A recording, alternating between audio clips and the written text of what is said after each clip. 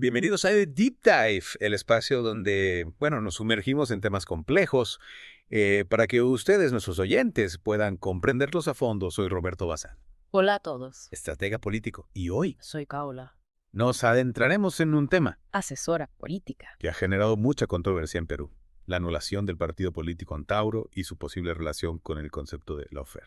Me complace acompañarles en esta inmersión para analizar las implicaciones de este caso para la democracia peruana. Para empezar, Paola, me imagino que muchos de nuestros oyentes han escuchado el término lawfare, pero ¿podrías explicarnos qué significa exactamente y cómo se relaciona con la política? Claro que sí. Lawfare es una palabra que fusiona law, que es ley, y warfare, que es guerra. En esencia, se refiere a la utilización de mecanismos legales como un arma para combatir o neutralizar a oponentes políticos. Es decir, se usa el sistema legal no para impartir justicia, sino para atacar a rivales políticos. Pero, ¿cómo podemos distinguir entre un proceso legal legítimo y uno que se usa como lawfare? Esa es la clave, Roberto. No todo proceso legal contra un político es lawfare. La diferencia radica en la intención y en la forma en que se utiliza el sistema judicial. ¿Podrías darnos un ejemplo para ilustrar esta diferencia? Imagina un político que está ganando popularidad y empieza a incomodar al partido en el poder. De repente, surge una acusación de corrupción en su contra. Si la acusación se basa en pruebas sólidas y el proceso judicial se lleva a cabo de forma transparente e imparcial, no estaríamos hablando de lawfare. Sin embargo, si la acusación carece de fundamento, se basa en pruebas dudosas o el proceso judicial presenta irregularidades y se usa para dañar la imagen del político y sacarlo de la contienda electoral, entonces sí podríamos estar ante un caso de lawfare. Entiendo. Es como si se usara el sistema judicial para crear una trampa legal y desacreditar a un oponente, aunque no haya cometido ningún delito. Exactamente. Y esto es lo que hace al lawfare tan peligroso para la democracia. No solo se trata de atacar a un individuo, sino que también erosiona la confianza de la ciudadanía en el sistema judicial y en el Estado de Derecho. Ahora bien, Paola, sabemos que el lawfare no es un fenómeno exclusivo de Perú.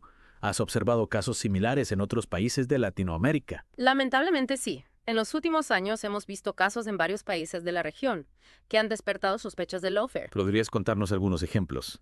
Me imagino que nuestros oyentes estarán interesados en conocer cómo se ha manifestado este fenómeno en otros contextos. Por supuesto. Uno de los casos más conocidos es el del expresidente brasileño Lula da Silva, quien fue condenado por corrupción en el marco de la Operación Lava Jato. Sí, recuerdo que ese caso generó mucha controversia. Exacto. Aunque inicialmente se presentó como un caso de lucha contra la corrupción, con el tiempo surgieron dudas sobre la imparcialidad del proceso judicial y la solidez de las pruebas. Finalmente, la condena fue anulada por la Corte Suprema, pero el daño a la imagen de Lula ya estaba hecho. Muchos consideran que este caso fue un ejemplo claro de lawfare para sacarlo del juego político. Es interesante cómo un caso que se presenta como una lucha contra la corrupción puede terminar siendo utilizado para fines políticos. ¿Y qué otros casos has observado en la región? Otro caso que ha generado debate es el del expresidente ecuatoriano Rafael Correa, quien fue condenado en ausencia por corrupción. Condenado en ausencia. Eso suena bastante inusual. Sí, lo es. Correa, quien reside en Bélgica, argumenta que el proceso judicial en su contra estuvo plagado de irregularidades y que las pruebas presentadas eran débiles. Es decir, que él considera que se trata de un caso de lawfare para impedir su regreso a la política. Exacto. Sus partidarios argumentan que la condena buscaba no solo castigarlo por supuestos delitos, sino también silenciarlo y evitar que volviera a ser una figura política relevante. Estos ejemplos nos muestran cómo el lawfare puede manifestarse de diferentes formas, pero siempre con el objetivo de dañar la imagen y la carrera política de un oponente. Así es. Y lo que hace al lawfare tan difícil de combatir es que se escuda en la legalidad. Se utilizan los mecanismos legales existentes, pero se distorsionan, se manipulan para conseguir un fin político. Ahora bien, Paula, volviendo al caso que nos ocupa hoy, la anulación del partido Antauro en Perú. ¿Crees que este caso podría considerarse un ejemplo de lawfare? Para responder a esa pregunta, primero debemos analizar el contexto político en el que se produce la anulación de Antauro. Me parece perfecto, empecemos por ahí. Antauro, liderado por Antauro Humala, era un partido que se presentaba como una alternativa a la política tradicional. Su discurso, con tintes nacionalistas y populistas, resonaba en un sector de la población que se sentía desencantado con la clase política y buscaba un cambio radical. Es decir, que representaba una amenaza para el statu quo. Exactamente. Su creciente popularidad y su discurso antisistema generaron preocupación en ciertos sectores del poder. Y es en este contexto donde se produce la anulación de Antauro. El Jurado Nacional de Elecciones argumentó razones legales para justificar su decisión. Pero muchos analistas consideran que esas razones eran débiles y que la decisión tenía un trasfondo político. Es decir, que se utilizó una excusa legal para eliminar a un rival político incómodo. ¿Cuáles fueron las razones legales que se esgrimieron para anular al partido? Se argumentó que Antauro no cumplía con algunos requisitos formales para su inscripción, pero esos argumentos fueron ampliamente cuestionados por expertos en derecho electoral. ¿Y qué hay de la forma en que se llevó a cabo el proceso de anulación? ¿Presentó alguna irregularidad que nos haga sospechar del lawfare? Bueno, uno de los aspectos que ha llamado la atención es la celeridad con la que se llevó a cabo el proceso. La decisión de anular a Antauro se tomó en un tiempo récord, lo que impidió al partido defenderse adecuadamente. Eso sí que es sospechoso. Parece que había prisa por sacar a Antauro del juego electoral. Además, algunos analistas señalan que la decisión del Jurado Nacional de Elecciones no tuvo en cuenta la jurisprudencia existente en casos similares. Es decir, que se aplicó un criterio diferente al que se había aplicado en otros casos. Exactamente.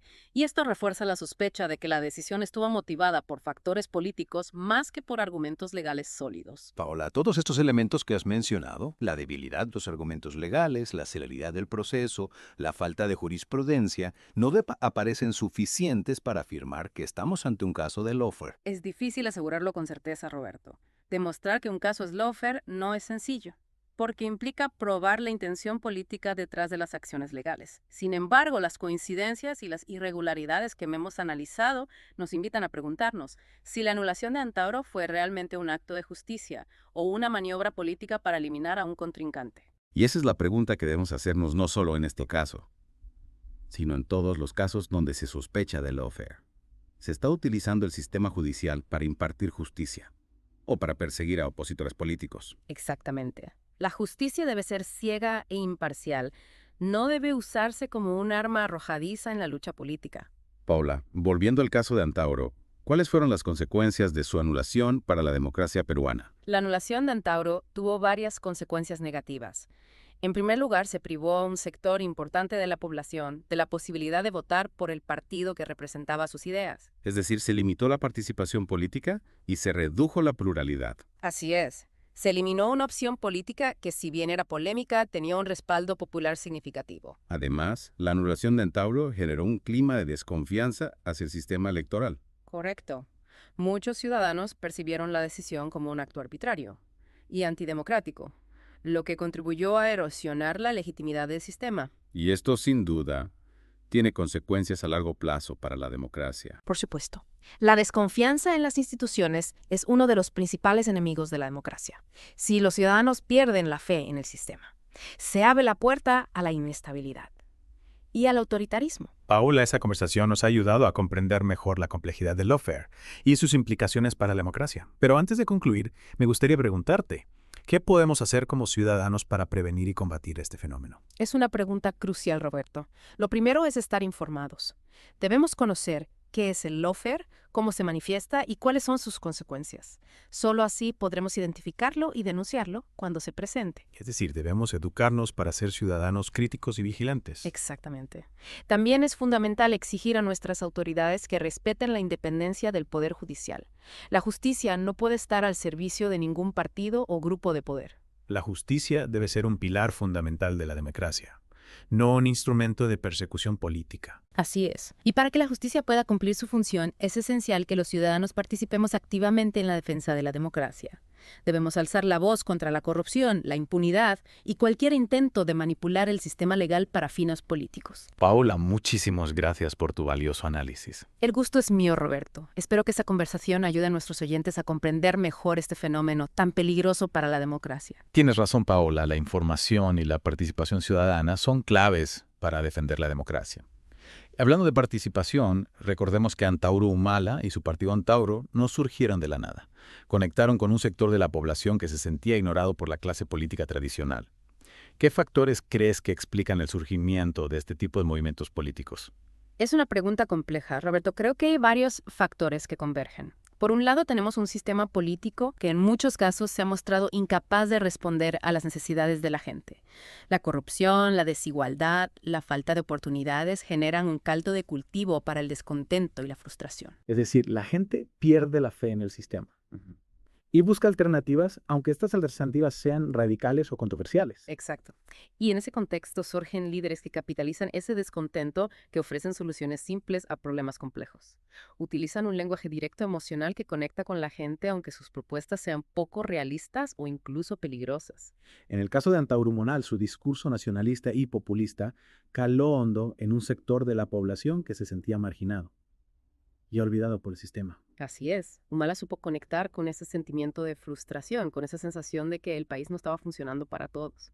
Y lo hizo a través de un discurso que, si bien era atractivo para algunos, también era peligroso, porque se basaba en la división, en el enfrentamiento, en la exaltación del pasado. Y ese tipo de discurso, en un contexto de polarización política, puede tener consecuencias negativas para la democracia. Sin duda. Cuando se exacerban las divisiones, cuando se erosiona la confianza en las instituciones, se debilita el tejido social y se abre la puerta a la violencia y al autoritarismo. Paula, esta conversación nos ha llevado a reflexionar sobre la complejidad de la democracia, sobre sus fortalezas y sus debilidades.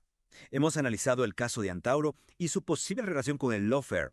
Hemos explorado las causas del descontento social que da lugar a movimientos políticos radicales y hemos reflexionado sobre la importancia de la participación ciudadana para defender la democracia.